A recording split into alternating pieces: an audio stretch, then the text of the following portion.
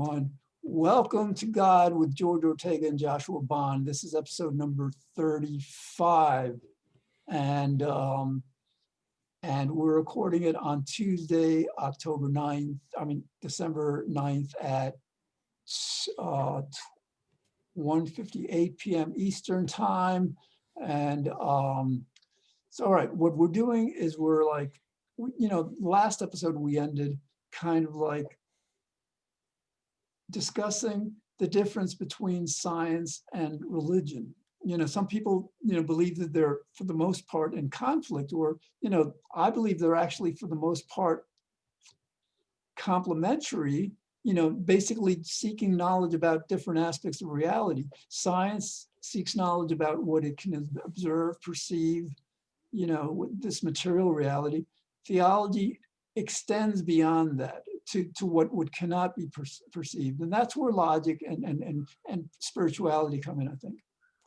Yeah, sure, George. And if you look at the history of how science came into being, even most doctors and scientists at one point were religious doctors and scientists. And I think what's curious about this that we started to get into last time is they're also similar in this way that neither of them have evolved into this true understanding that free will is an illusion.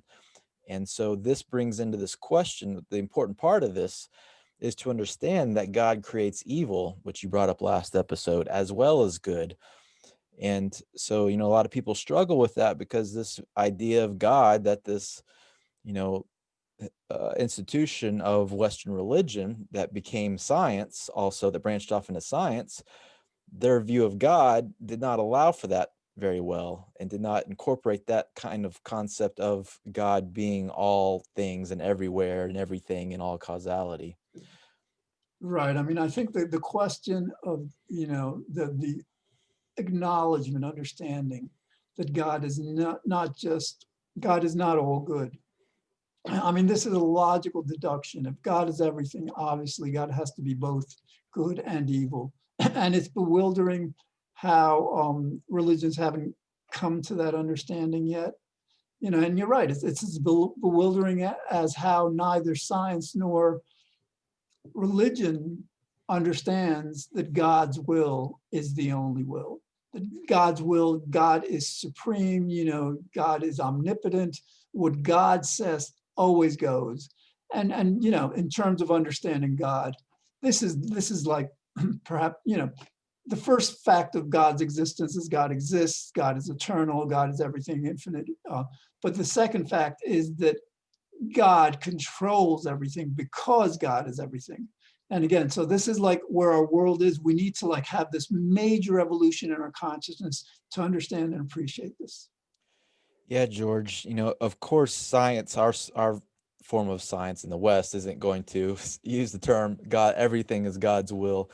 But, even more than that, as what's so revealing is that science is, if you look at the actual science and the actual studies, it's almost, there's no debate that free will is highly illusory to the extent that it's probably almost completely an illusion. Yet, and this should be the most revolutionary thing that came along in science, right?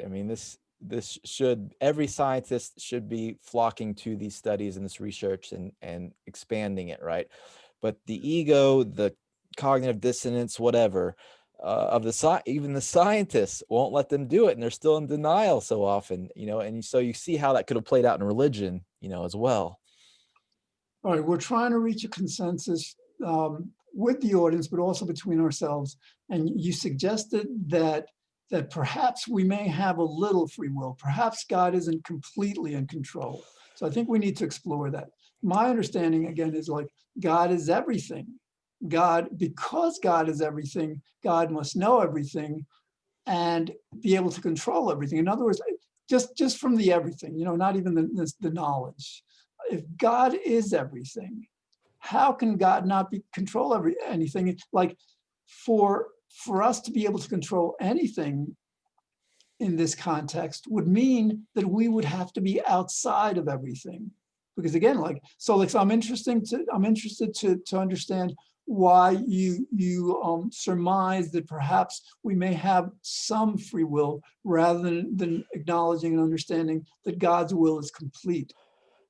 Yeah, George. I mean, to be honest, I just try to soften it for people because I looked at all the great thinkers who have failed on this issue, and studied it, and I realized people have such a hard time, and the takeaway message for me, where I stand on it currently, is that uh, I want to value the person and where they're at, right? And I realize that, this is the hardest issue probably as a human to get and accept, especially in our current paradigm of so much misinformation because of bad religion and science, right?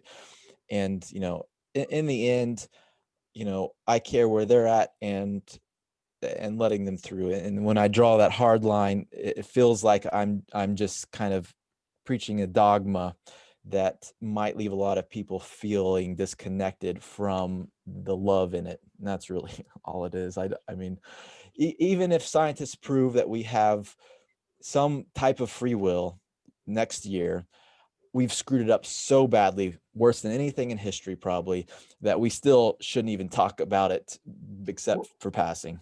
Except that invites a very, very salient question.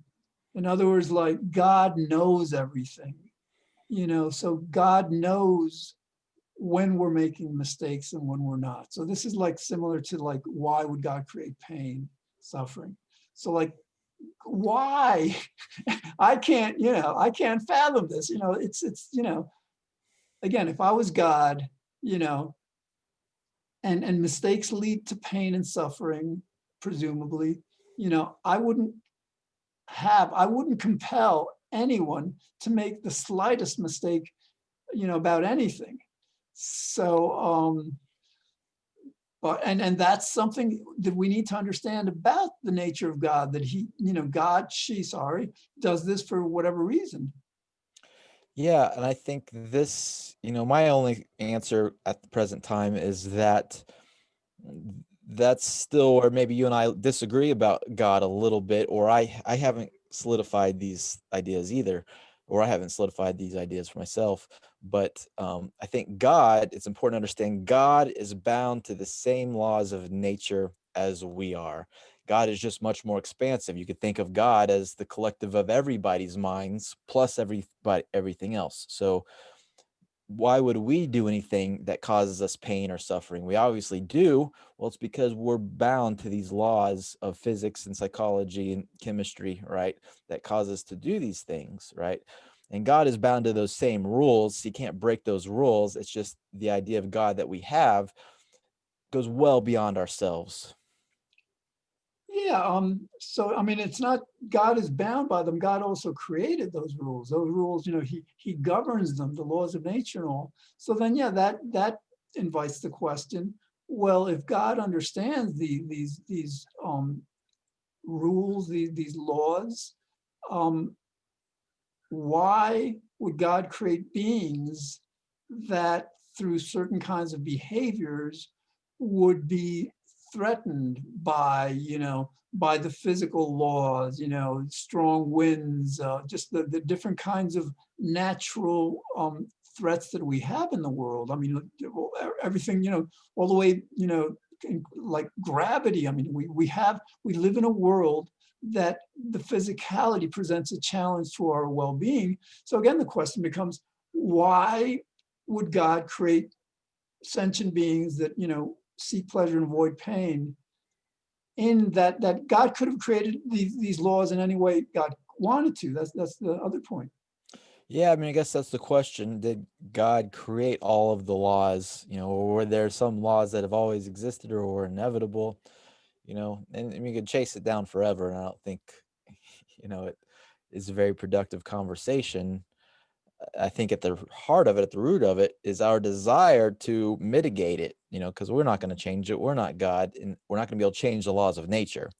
But, through understanding them and spending the time pursuing that endeavor and conversation, then we can understand the nature of God and have much more effect on mitigating the suffering and the pain and the failure, and also achieving success and well-being and happiness. All right, you raise an interesting question. You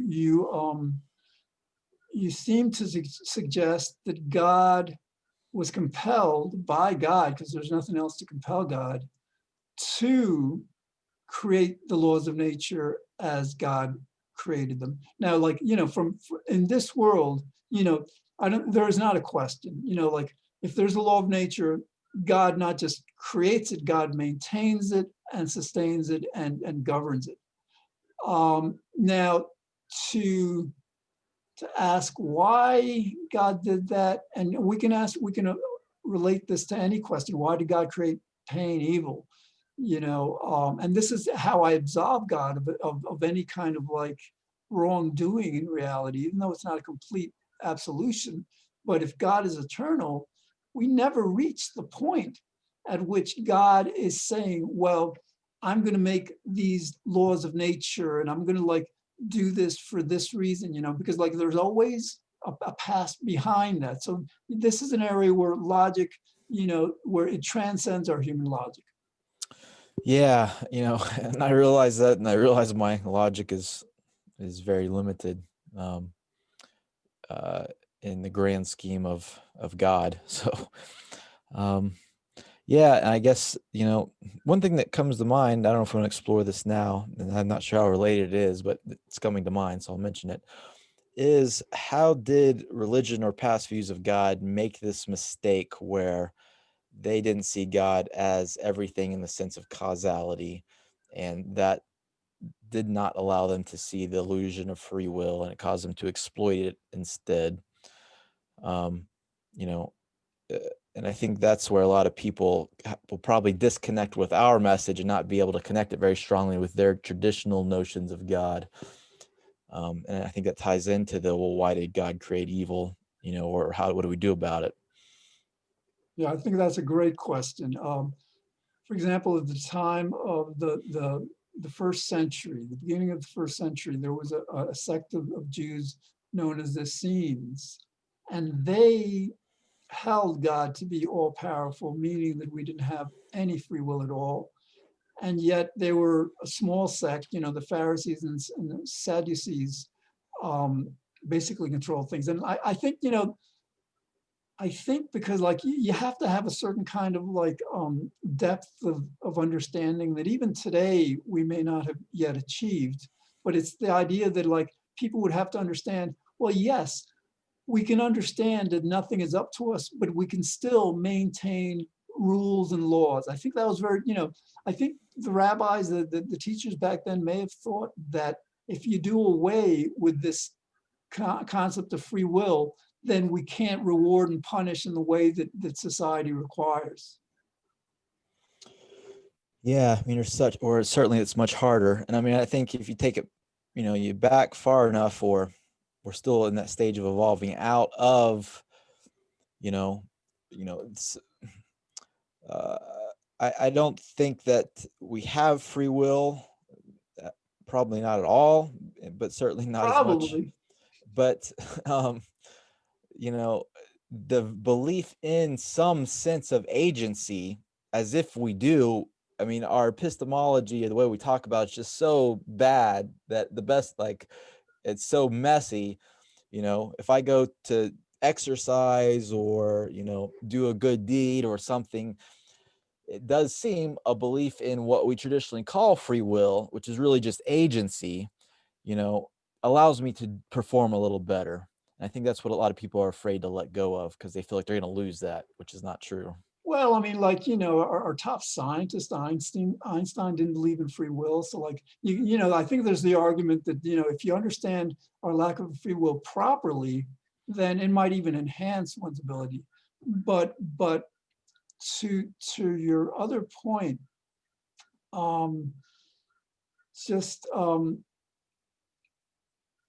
when we live, because we live in a world where nobody gets this, it's going to be much harder for us to like integrate that understanding, so that it reflects in our behavior. And that's part of why we're doing this series. In other words, like, it's not just about free will. If the world has misunderstandings about God, and they control the media, they control, communications and stuff, we're going to get, numerous erroneous messages all the time. So it's to our benefit to teach people a proper understanding of God so we can ourselves manifest it and integrate it into our, consciousness and behavior.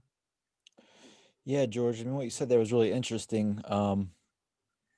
Like, so imagine this guilt or blame, whether it's projected onto somebody else from the laws of religion or rules of religion or governmental rules or just parents or whatever.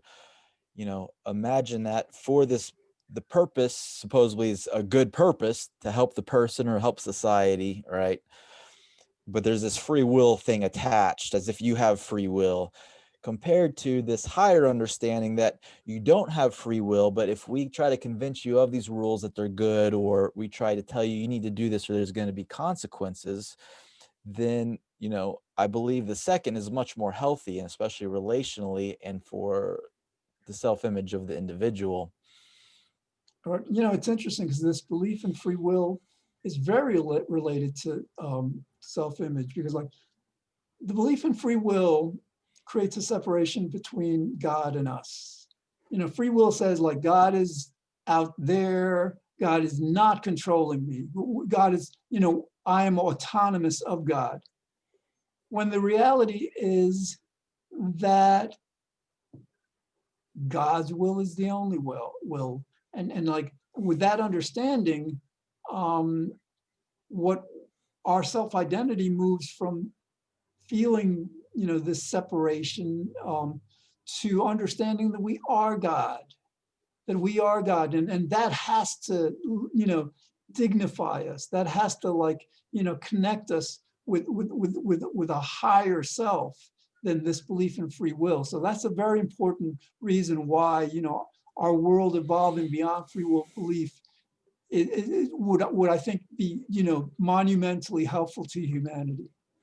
Yeah, and I think it's probably going to be the only thing that saves religion as humanity wakes up to this, truth and similar truths. I mean, the way I assess it is that essentially this false view of God, where the self was blamed and this idea of sin, and you deserve to humans deserve to burn in hell for eternity because they're evil.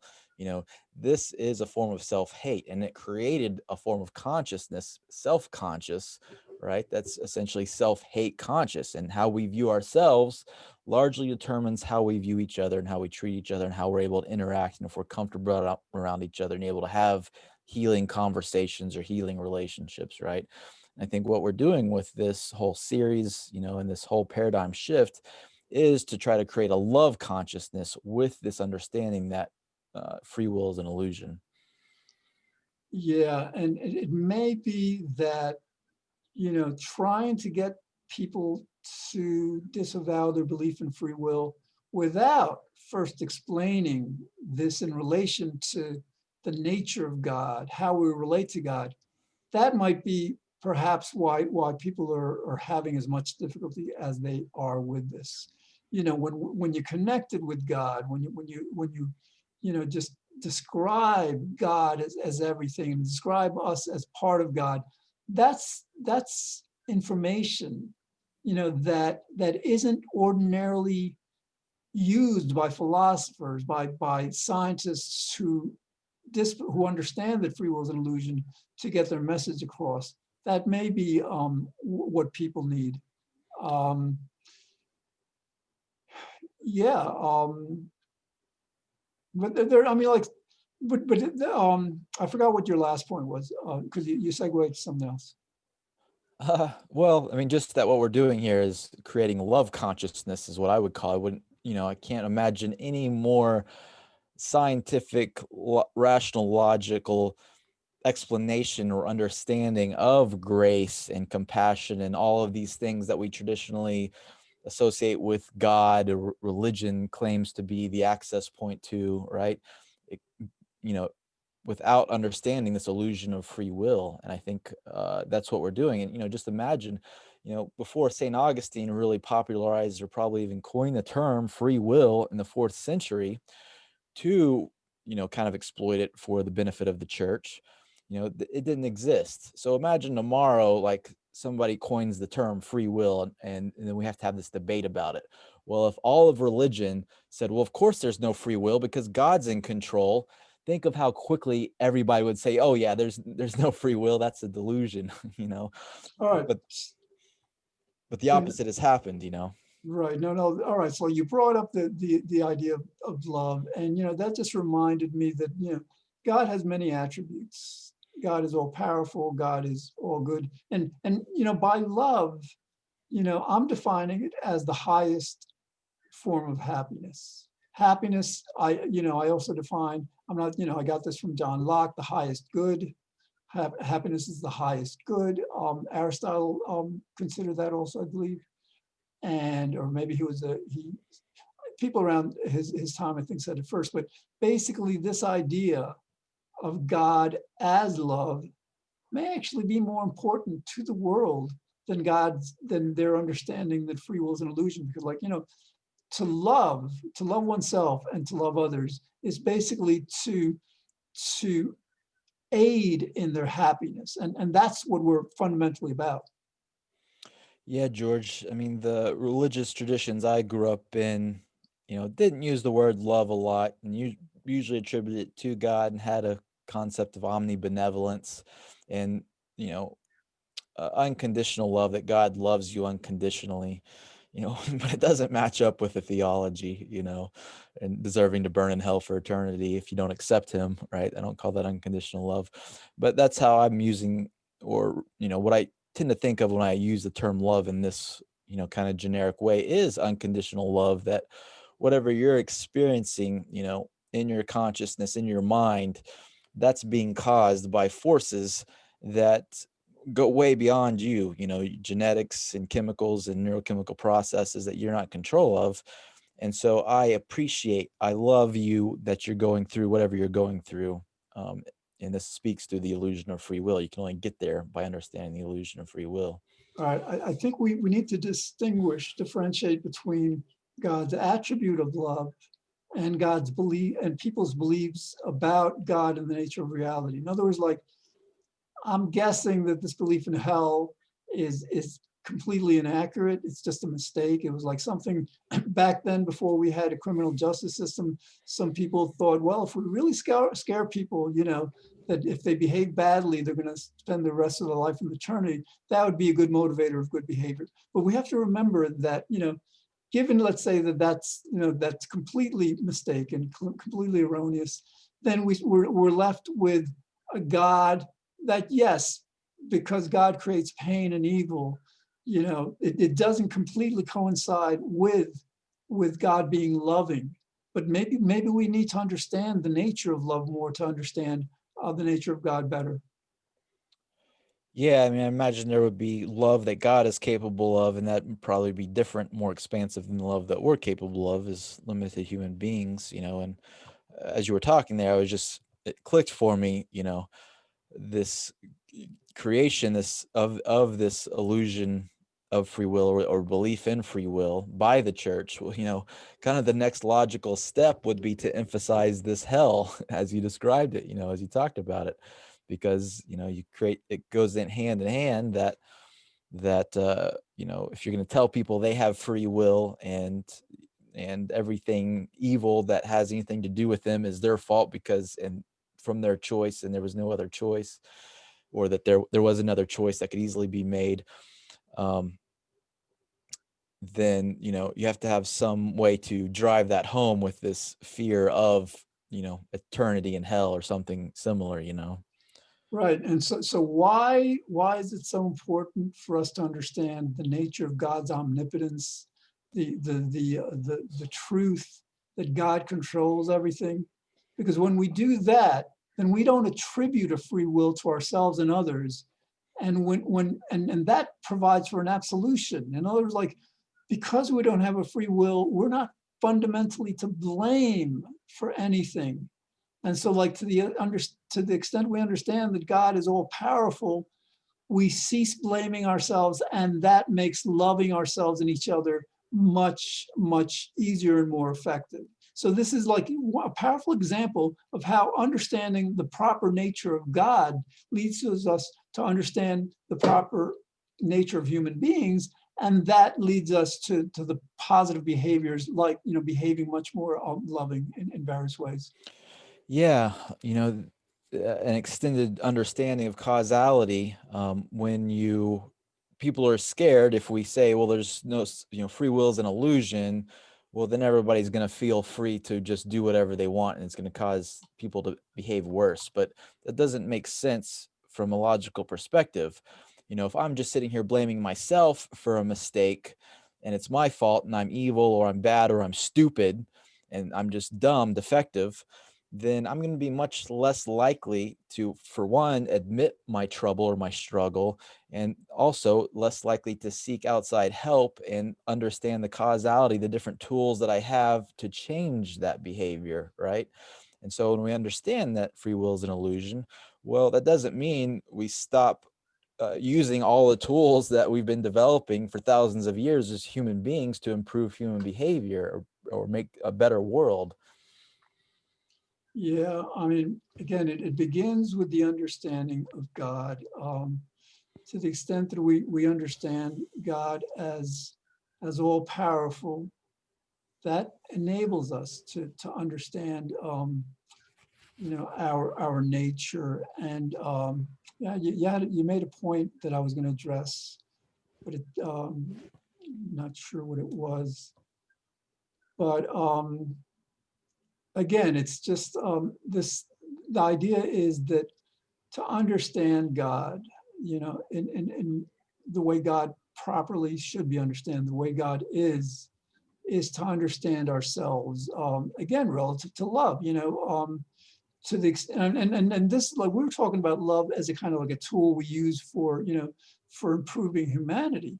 I mean, I think we need to like conceptualize love more as God's highest attribute, God's highest form of happiness.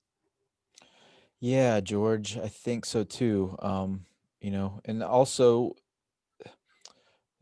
you know, as long as you're going to put love in a context of God, or understand how that relates to God, I don't really see how you could, without this definition of God and this idea of God, really understand love or have any type of certainly unconditional love, right? Because there has to be some explanation for the way things are or why things are happening. And there has to be somebody who's responsible. And if God's creating evil, then that means the person is not the evil entity completely, right? So, but that's all we've got time for this episode. So we'll see you next week on The God Show.